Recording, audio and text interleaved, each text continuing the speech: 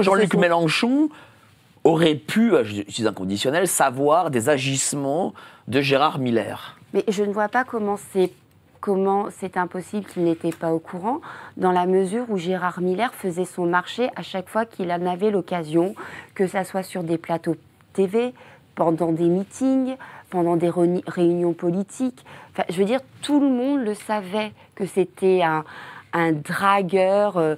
Oui, mais dragueur, c'est pas... Non, mais quand je vous dis dragueur, c'est qu'il allait vers des jeunes filles mineures. Mineures. À quel âge il avait quand il le faisait? Les faits se sont déroulés entre 1993 et 2020.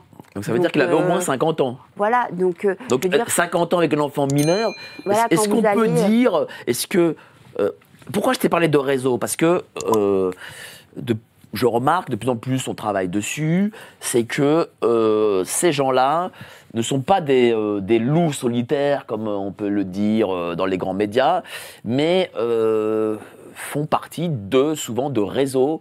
Et surtout, si tu me dis qu'en plus, il est franc-mac et que ça l'a aidé à ne pas être devant la justice pendant au moins 20 ou 30 ans, j'imagine qu'il ne fait pas ça tout seul.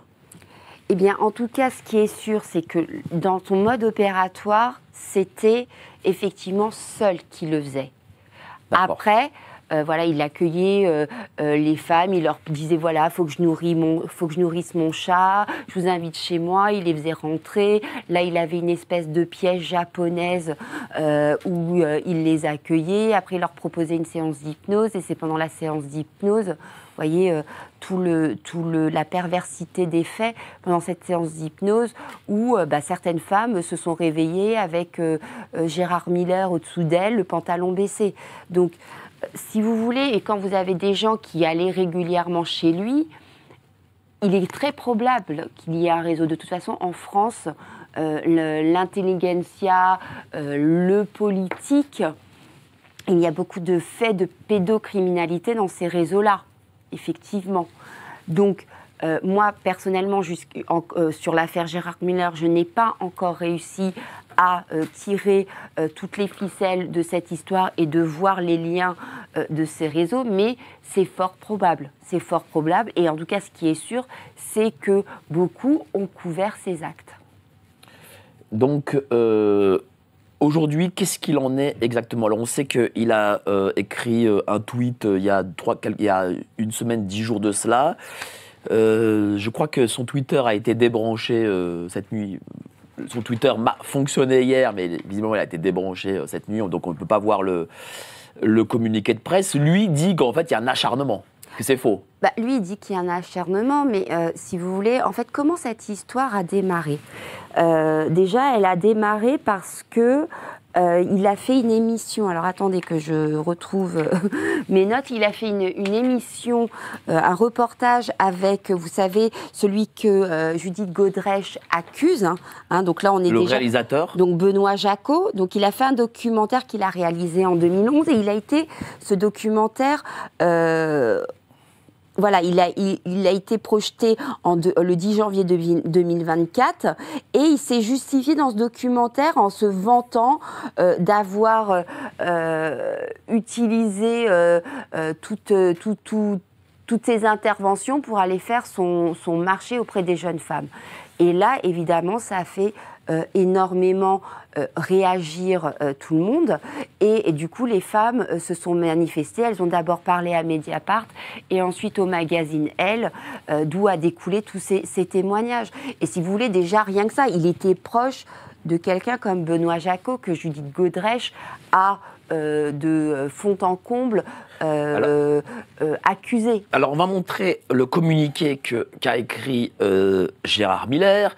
Voilà, le 1er février est paru le premier article d'une série m'accusant d'agression sexuelle et de viol. Dans la foulée, le parquet de Paris a fait savoir par voie de presse qu'il ouvrait une enquête préliminaire 14 mois plus tard, alors que je n'ai été ni entendu ni même convoqué, que des centaines d'articles consacrés à ces accusations étaient publiés à France et à l'étranger, et que je n'ai pas la moindre information sur les plaintes qui me visaient procès, sur un second livre qui me décrit du fait comme coupable. Le respect dû à ma présomption d'innocence est allègrement bafoué et je ne peux pas me défendre, je n'ai pas accès au dossier, j'ignore même quel service enquêteur est saisi, ni combien de plaintes ont été déposées contre moi. Ce jour, une journaliste de Mediapart me demande de réagir aux propos d'une plaignante qui aurait été choquée de découvrir dans Voici les photos d'un paparazzi qui me montre en train de promener une poussette, mon dernier enfant.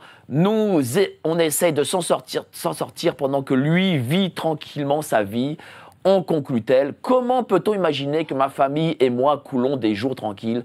Me voici donc contraint de sortir du silence, ne serait-ce qu'un instant, et de donner publiquement un aperçu de la vie tranquille que ma famille et moi menons depuis 14 mois. 2 mois après le début de cet emballement médiatique, ma compagne a accouché à 25 semaines, la limite de la visibilité d'un bébé de 800 grammes qui par miracle a survécu. Nous n'avons pas su pendant des semaines s'il pourrait vivre, avec quelles séquelles. Notre enfant a passé 3 mois et demi en réanimation à l'hôpital. Cette sortie en poussette volée par les paparazzi était justement l'une de mes premières sorties dans la rue de nos enfants. Cela étant dit, je maintiens ma décision prise il y a plus d'1 an, de réserve ma parole à l'institution judiciaire, communiqué envoyé à l'AFP le 3 avril dernier. Merci à la technique. Qu'est-ce que tu penses de ce communiqué? Alors déjà, c'est l'inversion accusatoire, hein, la victimisation voilà, qui permet de se justifier en faisant larmoyer les gens. Alors c'est effectivement très triste hein, que sa femme ait accouché à 25 semaines. Ce qui est quand même assez choquant, c'est que quand vous avez une personne, 2 personnes, on pourrait comprendre qu'ils se défendent parce qu'on est sur... et qu'ils se victimisent, parce qu'effectivement, il y a la présomption d'innocence. Mais là, on a 80 témoignages. Va-t-il dire qu'il y a 80 femmes, dont beaucoup étaient mineures pendant les faits, qui mentent? Là, ça devient... On est un peu comme Patrick Poivre d'Arvor. Vous voyez, qu'il y a eu énormément de femmes qui ont témoigné. Alors évidemment, Patrick Poivre d'Arvor s'en est sorti parce que pour beaucoup d'entre elles, il y a prescription. Mais là, si vous voulez, en plus, comme il y a la nouvelle loi qui dit que maintenant la prescription se fait 30 ans après la majorité, quand les personnes ont été mineures au moment des faits, ça devient beaucoup plus compliqué. Donc il est dans une victimisation pour faire larmoyer les gens.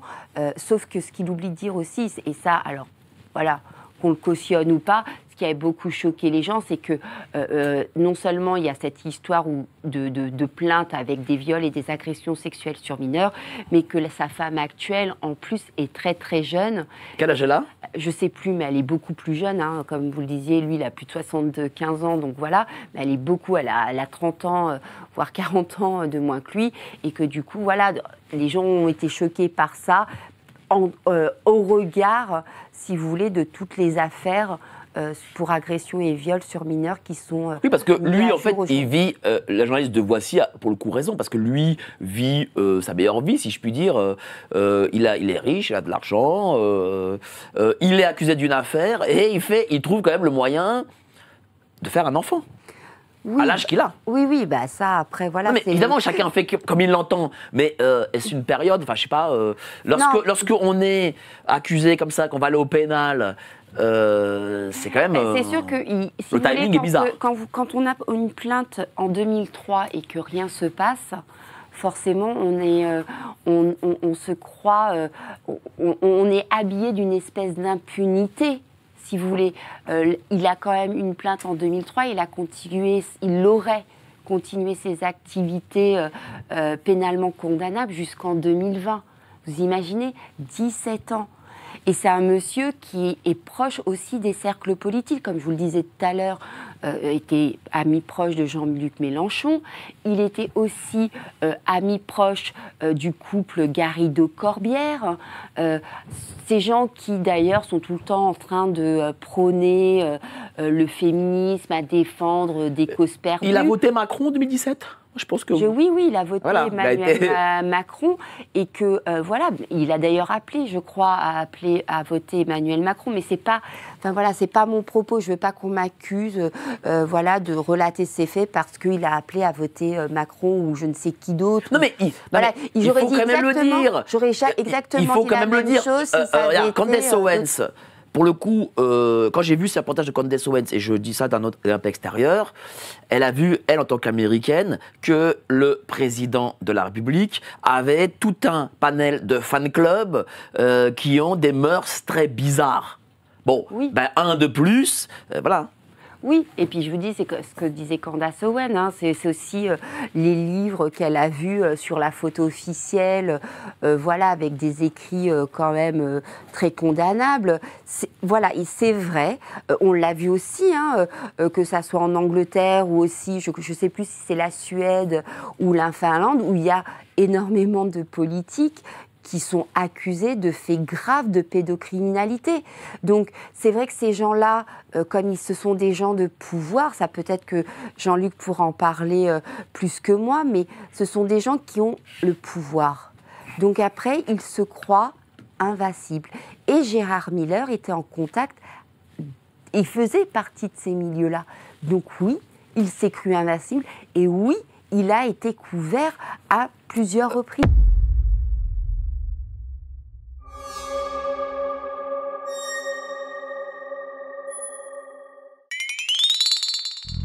Yeah.